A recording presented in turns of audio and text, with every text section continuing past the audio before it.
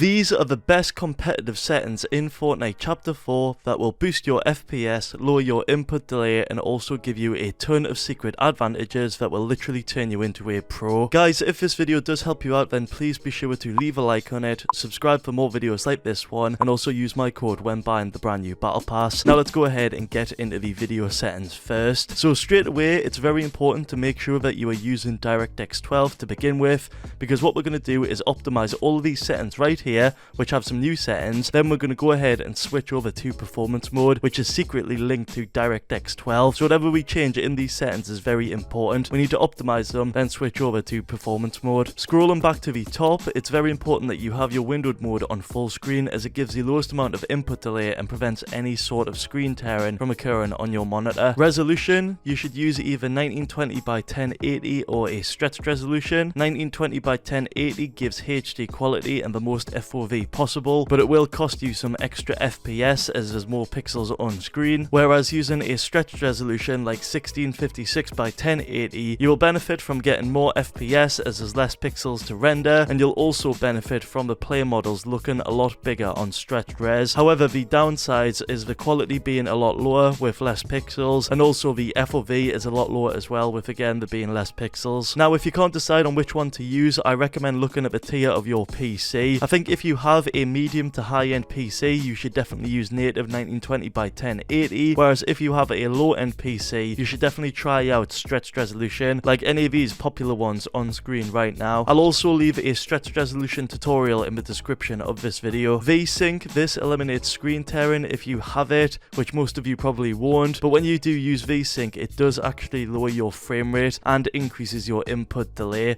so I always turn this off. Frame rate limit, for most pro players, they match their monitor's refresh rate with their frame rate limit. So say if you have a 240Hz monitor, you definitely want to cap it at 240 FPS in game. I myself, though, I usually do just put it on unlimited FPS, as I like the way it feels on that, but I have heard it can be unstable. Oh, also, if you use a G-Sync monitor, I'd highly recommend that you cap your frame rates to these amounts on screen depending on your monitor's hertz, as what this will do is reduce any screen tearing that can occur on G-Sync monitors. Rendering mode, you want to select the newly improved performance lower graphical fidelity mode. If we quickly compare the three modes visually, you can see clearly that there's far less rendering features on performance than there is on the other ones, which does allow for significant FPS gains over the other rendering modes. So you definitely want to select that one, but don't apply any of the changes just yet. Brightness, I recommend using the default 100% because I found that there's no competitive advantage from either increasing or decreasing it this season, as it seems to be personal preference. But for those curious, here's what a super low brightness looks like, and then here's what the default brightness looks like, and then here's what a high brightness looks like, so you can decide which one you prefer. Some pros like Mongrel prefer 90%, which is a little bit lower than the default. User interface contrast doesn't matter, all it does is change the way your setting screen looks like, as you can see. Colorblind modes, again, this is another personal preference setting. Here's what the three main colorblind modes look like on screen when compared to each other. That's Deuteranope, Protanope, and Tritanope compared. And then here's what no colorblind modes look like, so just the default. I personally prefer using no colorblind mode this season. Motion blur, you definitely want to have this setting off unless you want to nerf yourself with pure nausea and also get a lot less FPS. 3D resolution,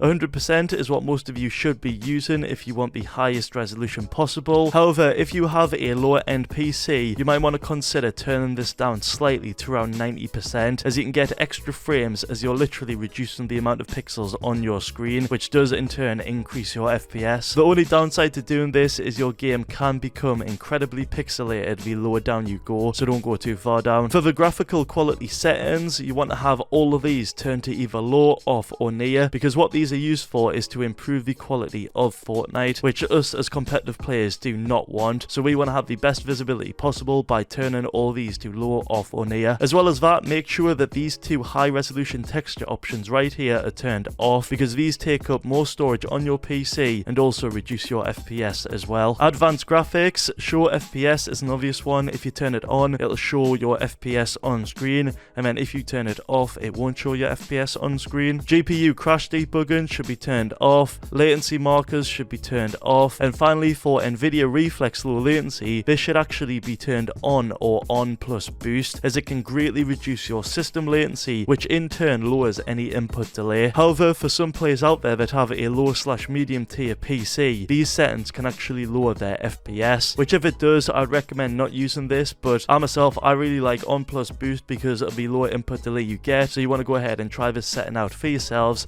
and use whichever feels best. Next is game settings. Auto open doors. If you turn this on, it'll automatically open doors, and if you turn it off, you will manually have to open doors. Mantle activation is personal preference. Hold forward allows you to jump and hold forward to grab onto a ledge, whereas hold jump allows you to jump and hold jump onto a ledge. Hold to swap should be turned on, as this is great. It allows you to swap weapons easily. Auto pick up weapons is something I like to have turned on because I've noticed that some pro players out there that have it turned on can pick up weapons quicker when they both land on one weapon. If you turn this off full, you will have to manually pick up each weapon, which some people do prefer. Preferred item slots is something I highly recommend using and something you should customize for yourselves, as when using this setting, when you pick up a weapon, you know exactly which keybind it's going to go to. Auto sort consumables to the right should be turned on, as it automatically puts any consumables to the right of your item slots. Disable pre-edits. This can be on or off, it's personal preference. If you turn it on, it obviously disables you from doing this on screen, which some people prefer as it can get in the way when building, but some really good players like Mortars like to have this turned off as it can bait enemies with using it. Confirm edit on release. This automatically confirms an edit action when you release and edit. It's a very debatable setting. Some players like Mongrel prefer to have it turned off as it can give you more control, whereas other players like Bugger prefer to have it turned on with how easy it is. So this setting comes down to personal preference, which is the same for all the rest of the settings in this game settings category. HUD options. There's some new settings here called reticle and damage feedback. Reticle, when turned on, you can see your reticle in the center.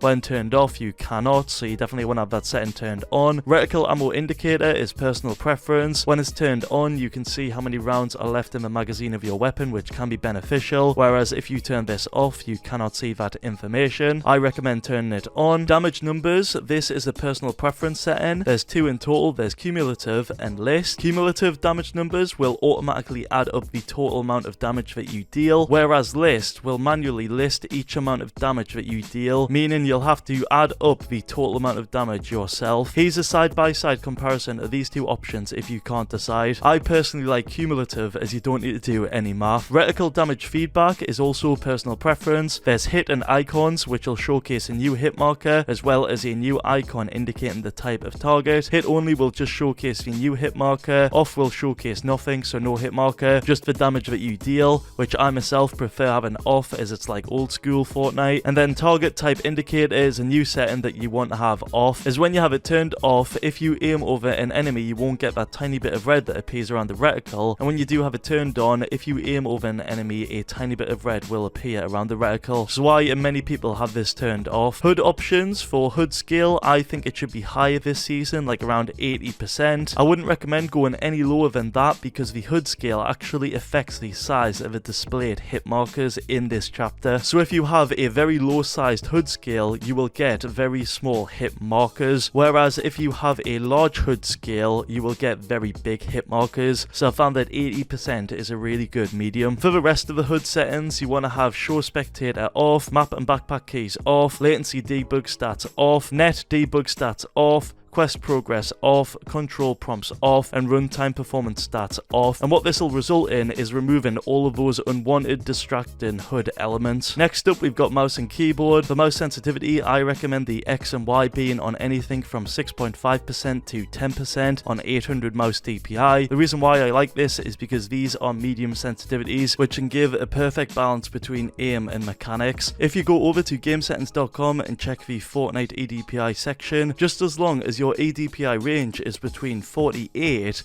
to something like 80, you'll be fine because this is in between a medium and high sensitivity, which is a great sensitivity range that most Fortnite Pro players use. Oh, also for the mouse DPI, you might want to bump it up to 1600 and try that out because you get even less input delay, and I explain it all in this video on screen, which I'll have a link to in the description below. For keyboard movement, you should definitely use this setting, as I myself find it just as good as the double movement apps, so I've really uninstalled them. I know some pros do still use use apps like Keys to X Input for the extra advantages it does give, but I myself have found this one to work great with these settings on screen. The forward angle, I like to have it on 60 because this is the highest forward angle you can get before losing any momentum. Strafe angle, you want that on 76 because this is the maximum strafe angle you can use without it doing that sideways walk. Backward angle, you want that on 135 because it's the default and it feels the best. And all those settings right there are the best double movement settings that offer like 100% fluidity and allow you to never lose momentum. Next is the sound options. The top section right here is all optional settings which depend on your sound setup, so try them out for yourselves. Sound quality should be turned off as it can decrease your FPS, as they're actually mentioned in game right here. Visual audio should be turned on as this can give you a huge advantage, like knowing where healing players are without seeing / hearing them. Oh, also some pro players use Windows Sound Boost, which sounds like this on screen. As you heard, it can improve your audio. Some people like it, some people don't. If you're interested, check out this tutorial I made on screen. Next up is Keybinds. These are all of mine on screen. They're pretty simple and I think they're quite good for beginners. However, if you want to take your keybinds to the next level, I highly recommend checking out gamesettings.com, where you can find out what the pro players are using in Fortnite Chapter 4, so you can use their keybinds as inspiration for your own. I'll leave a link in the description below. And that right there was the best competitive settings for Fortnite Chapter 4 Season 1. If this video helped out, then please let me know by dropping a like on the video, subscribing to the channel, and using my code in the item shop to help me out a ton. Catch us in the next one. Peace.